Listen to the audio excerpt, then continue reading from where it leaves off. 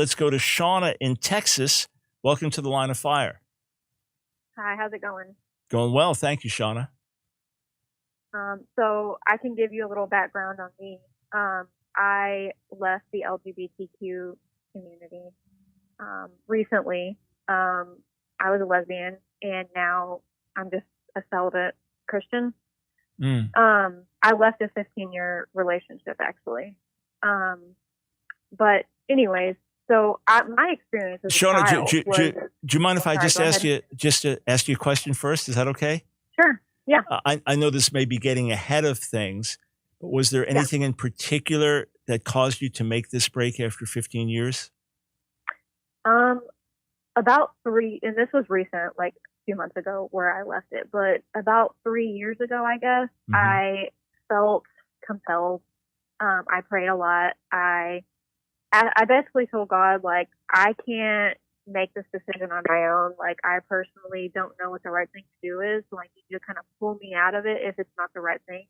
And that's basically what he did. He pulled me out. He didn't give me the option of staying. And I knew it was an answered prayer. After that, I was really severely depressed. Obviously, it was a 15-year relationship, so I was upset, suicidal. And I prayed for God to take that away, and he did. He took it away. You know, I didn't go on pills or anything like that to take it away.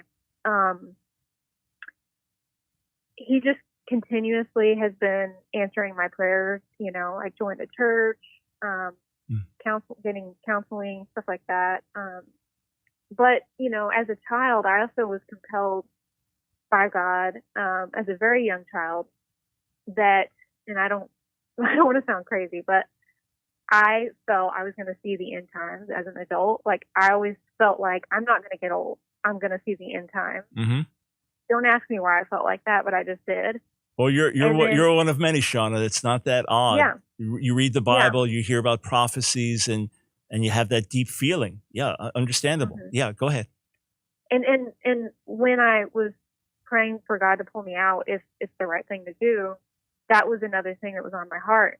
He was telling me about 3 years ago, it's coming soon. You need to, I'm giving you this warning. And then now he's like telling me everything is very urgent.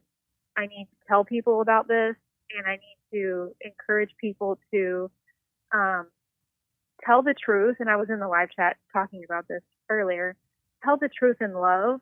So in other words, if you're going out to protest a pride parade, that's probably not going to work, because a lot of times it's just you yelling at them, and they're not going to hear you. They're going to get defensive and block it out. Yep. You have to be kind to people and befriend them, and tell them. Hey, Shauna, stay right there. We've got a break. Stay right there. Please don't go anywhere. I want to talk to you on the other side of the break.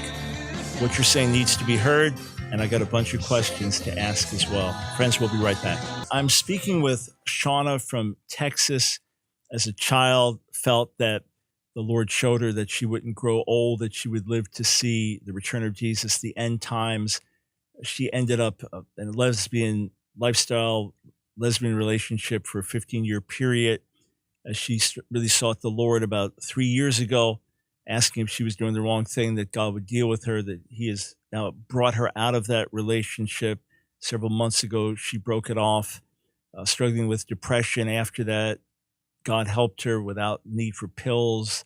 She's now in a church getting counsel moving forward, and feels an urgency to tell the church we've got to speak the truth in love. Shauna, thanks so much for calling and feeling the urgency to tell your story. And obviously the biggest thing is just getting your own feet down strongly in the Lord, being in a church, getting that counsel, just growing one step at a time. Not that you have to put on some performance or show or anything or be on display. Just a matter of, okay, God brought me out. Now he's moving me forward. Did you feel the whole time that you were in this relationship that you were a Christian? Well, I believe I got saved when I was a teenager and I was baptized. But I kind of just fell away. Okay. And I sort of, as time went on, I was sort of like trying to be an atheist. Got it. But in all honesty, I felt deep down inside that God was truly telling me, like, look, I gave you this ability, this foresight to understand that you're going to see the end time, and I'm not going to let you fully go. Like, the Bible prophecy part was keeping me sort of connected to it. Mm-hmm. And, you know, what he's telling me now is, or he's putting it on my heart, is essentially that we don't have much time left. And so, you know, if you have loved ones who are LGBT, you know, you have to approach the situation, but only do it in love. Like, there's people that will literally kick their kids out of their house, right, and terrible, yell at them and are hateful. I mean, it's literally like, why would you want to join anyone that behaves that way? Right. Absolutely. And so, you know, that's something I feel called to help people with. And Shauna, when did you first feel that you were attracted to the same sex? Oh, since I was a little child. Right. The way I describe it to people is, you know, a lot of people who aren't gay or aren't same-sex attracted, a lot of them will say, you choose to be gay, right? I did not choose to be gay. Mm-hmm. I prayed so long as a child to take it away from me, and it never went away. I think because we are in a fallen state, that it's very much possible that can be a natural process that you get to. It's just a matter of realizing that it is wrong, and you have to go against your own nature in a way. Right. And I do believe that God can give you attraction to the opposite sex and heal you, but not everyone is going to have that happen. Some people are just going to have to live a celibate life, which is really hard, and it's a lot to ask of a person. And that's another reason why you should approach the situation in love, because you're telling that person who can't become straight, you need to be alone the rest of your life. You know, you have to be compassionate when you approach the situation. Yeah, absolutely. So here, you're saying what so many others, the vast majority of those who identify as gay and lesbian would say is, as far back as I can remember, this is how I felt. Yep. Or my earliest romantic or sexual feelings, or I always felt different, etc. Yep. You know, one of the most outspoken advocates of, quote, gay Christianity, Dr. Mel White, has always told his story. Well, you know, in the high school football games, while my friends were attracted to the cheerleaders, I was attracted to the quarterback. And so obviously that, you know, and then as a Christian, you think, how can this be? And you cry out and you pray. One pastor friend of mine said, look, every kid who identifies as gay or lesbian and was raised in a Christian home, and as a teenager, that kid's had an unanswered prayer, because you're all going to pray the same way. God, take this away, change me. And then when he doesn't, you either think he's not there, or he must hate me, or maybe I'm reading the Bible wrong. Maybe this is really okay, and go through these various situations. But obviously in your case, God kept working in your life, and you're absolutely right. Can friends, please hear what Sean is saying. You're telling me you're going to share the gospel with an 18-year-old guy, and all he's ever known is same-sex attraction, as long as he's been conscious of his feelings. And you can tell him now he's got to follow Jesus, which either means he has to become heterosexual, which to him is an utter impossibility and almost repulsive, or stay single the rest of his life, never have a romantic relationship, let alone not have sex, but never have a romantic relationship the rest of his life, and just take it on the chin, man. That's the truth. That's the good news. Obviously, what we have to say is we've all sinned. We all have to come saying, God, I've sinned and blown it. Forgive me, and I give my whole life to you, whatever that means. And Jesus, you've got to be enough for me. I mean, that's where you have to start. And yes, you're right.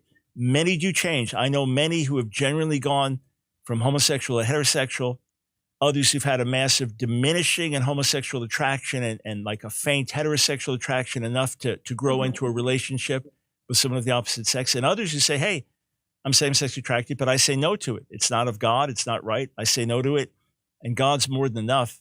But Sean, if you could say anything else, let's say to a parent right now, and their 14-year-old daughter comes out and says, Mom, Dad, I'm a lesbian. I just want you to know this. What should they do? Let's say it's Christian home. What do they do? How do they respond? Well, I had a few responses, so I can give you some examples of what not to do and some that you should do. One, I had someone tell me, oh, you're going to burn in hell now. Like, basically, you're just going to burn in hell. Like, that is not, like, if someone came to you and said, you know, I'm really struggling with depression and suicidal thoughts, which is, you know, horrible. If you approach them and was like, oh, you're going to go to hell if you do that, like, that's not really the right response. Mm-hmm. So, one thing, if you don't understand it, you need to research it. Please research it. You know, I think there's a book called Gay Girl, Good God, or something like that. And the author, I can't remember her name, but she's really good. If you have this situation, please get educated and on it before you attack and say, hey, you're going to burn in hell. Like, everyone is without God. Like, you know, don't kick them out. Don't turn your back on them. Don't act differently towards them. Don't act like they have some kind of disease, because I had people do that to me as well, and it was pretty horrible. In fact, the people who reacted poorly to me are still not really in my life, because they made me feel so horribly about myself that I feel uncomfortable around them now. Now, I forgive them, but they're just not present in my life anymore. Yeah. The people who stood by me, they said, look, I don't agree with it, and I think it's a sin, and you know how I feel about it, but I love you. I'll never turn my back on you. I'm always here for you, whatever you need. Essentially, you don't get to decide if someone gets saved or not.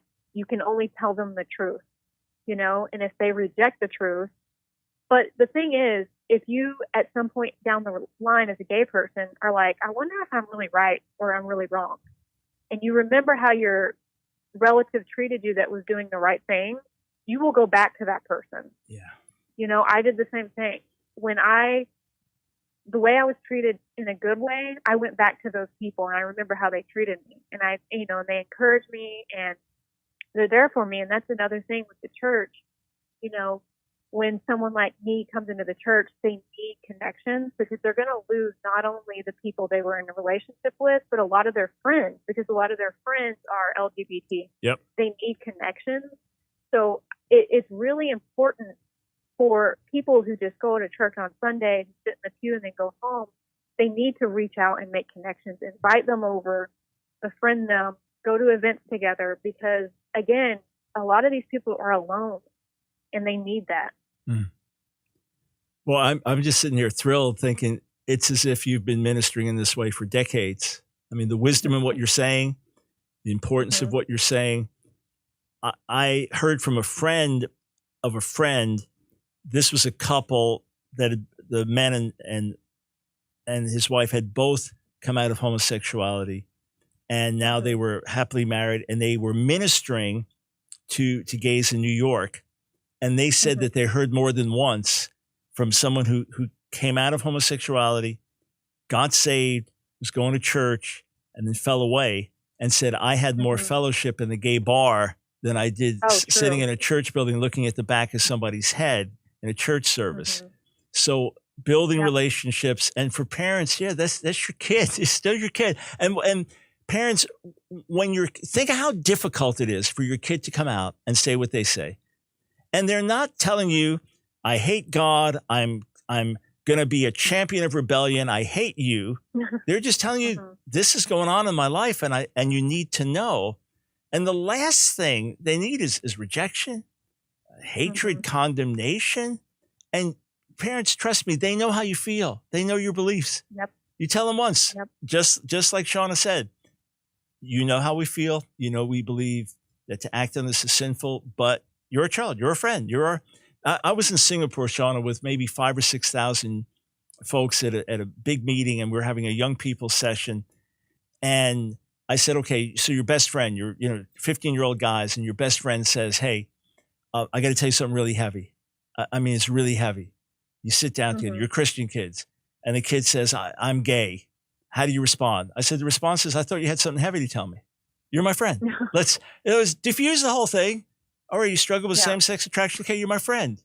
You want to serve the Lord? All right, let's be friends. Let's work on this together. And yes, get educated. Please get educated.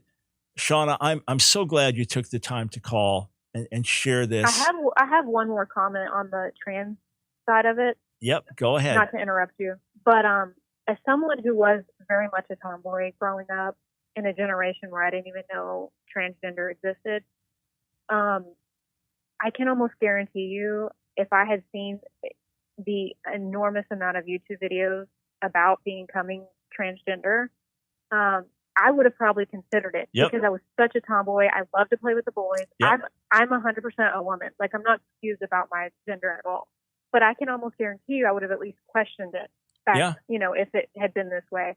There's a lot of tomboys and a lot of lesbian, like butch women who are becoming transgender because they feel like that's what they are because it's stereotypical right? And it's out there so much, Shauna. It's an epidemic of this, and I've heard the exact same thing from heterosexual women and from those who are lesbians saying, if this had been in my day, I would have said I'm trans.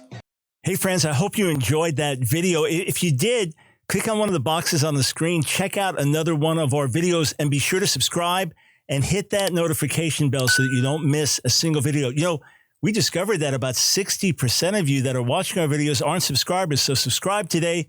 Doesn't cost you a dime. And if you want to support our work, Line of Fire, and all the things that we do, follow one of the links on the screen below.